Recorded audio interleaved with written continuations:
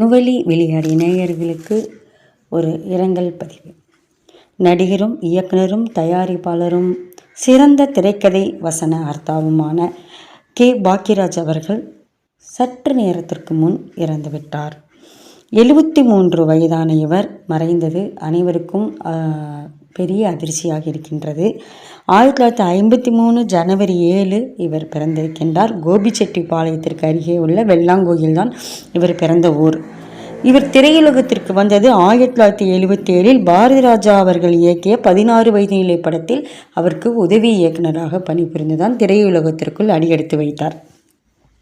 அதன் பிறகு பார்த்தீங்கன்னா 1979 சுவர் இல்லாத சித்திரங்கள்னு இவருடைய முதல் திரைப்படம் இவர் இயக்கத்தில் வெளிவந்தது. அதற்கு முன் இவர் நடிகராக இவரை கதாநாயகனாக வைத்து பாரதிராஜா அவர்களை புதிய வார்ப்புகள் என்ற படத்தை எடுத்தார். பாரதிராஜ் அவர்கள் இதுவரை ஏறத்தாழ கதை, வசனம், இயக்கம், நடிகர் இப்படி அவருடைய பல்வேறு பரிணாமங்களில் மொத்தம் அவருடைய பங்களிப்பு இந்த திரையுலகத்தில் 100 படங்களுக்கு அருகில் வந்துள்ளது. அவருடைய பங்களிப்பு இசையும் செய்துள்ளார். ஒரு 5 படங்களுக்கு பக்கத்தில் இவர் இசையமைப்பும் செய்திருக்கிறார். பல்வேறு தளங்களில் இவர் பயணித்திருக்கிறார். 1988 முதல் பாக்கியா என்று ஒரு வார இதழும் நடத்தி வந்திருக்கின்றார். குறிப்பாக எம்ஜிஆர் அவர்கள் நடித்து பாதியில் நின்று போன அண்ணா நீ என் தெய்வம் என்ற திரைப்படம் இது ஸ்ரீதர் இயக்கத்தில் உருவாகி வந்து கொண்டிருந்தது. இதில் கொஞ்சம் காட்சிகள் தான் எடுத்திருந்தாங்க.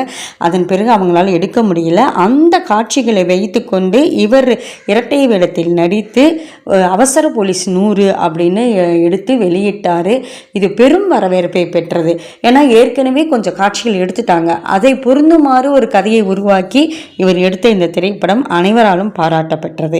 அதே போல் ஆக்ரி ராஸ்தா அப்படிங்கிற இவர் ஹிந்தியில் ஒரு திரைப்படம் எடுத்து அது சூப்பர் டூப்பர் ஹிட் ஆச்சு. அமிதாப் பச்சன் நடித்தது. அது ஹிந்தியில் இவர் எடுக்கிறதுக்கு முன்னாடி தமிழில் வந்த திரைப்படம் தான். அது ஒரு கைதியின் டைரி. அந்த கைதியின் டைரி திரைப்படத்துக்கு இவர் கதை, திரைக்கதை, வசனம் மட்டும் எழுதியிருந்தார். இயக்கம் வேற ஒருவர். ஆனால் இந்தியில் எடுக்கும்போது இயக்கமும் இவரே செய்து அது சூப்பர் டூப்பர் ஹிட்டாக இவர் கொடுத்திருந்தார். திரைப்படங்களில் எனக்கு மிகவும் பிடித்தது அப்படின்னு பார்த்தீங்கன்னா விடியும் இருக்காத்திரு அப்படின்னு ஒரு த்ரில்லர் படம் போல எடுத்திருப்பார். மிக மிக மிக மிக அருமையாக இருக்கும். இவர் நெகட்டிவ் உள்ளதான் நடிச்சிருப்பார். கதாநாயகனாகவும் இருப்பார். இதை இவருக்கு யாரும் பார்க்கலன்னா கண்டிப்பாக போய் பாருங்கள். இவர் ரொம்ப அழகாக இருக்கும் அந்த திரைப்படம். அதே போல் குடும்ப கதையில் பார்த்தீங்கன்னா தாவணி கனவுகள்ங்கிற திரைப்படம் எனக்கு ரொம்ப பிடிக்கும். இவருடைய நிறைய திரைப்படங்கள் வெற்றி திரைப்படங்கள் தான். ஏதாவது 1-2 தான் ஏதாவது ஒரு தோல்வி படமாக அமைந்திருக்கும். இவர் தன்னைத்தானே கொஞ்சம் தாழ்த்தி கொண்டு தன்னைத்தானே நகைச்சுவைப்படுத்தி கொண்டு ஒரு சாதாரண ஒரு நம்ம பக்கத்து வீட்டு ஒரு ஆளை போல அவர் தன்னை உருவகப்படுத்தி கொண்டு இவர் நடித்தது அந்த காலகட்டத்திலும் சரி இன்று வரைக்கும் சரி அனைவருடைய மனதிலும் இவர் இடம்பெற்றார்னு சொல்லலாம். குறிப்பாக பெண்களின் ஏகோபித்த கதாநாயகர்ன்னு சொல்லலாம். இவருடைய ட்ரெண்ட் செட்டர்னு நிறைய இயக்குனர்கள் இருக்காங்க. இவரும் ஒரு ட்ரெண்ட் செட் பண்ணார். ஆனால் அந்த ட்ரெண்ட் செட்டிங்கில் அடுத்தது வேறு யாராலுமே வர முடியல.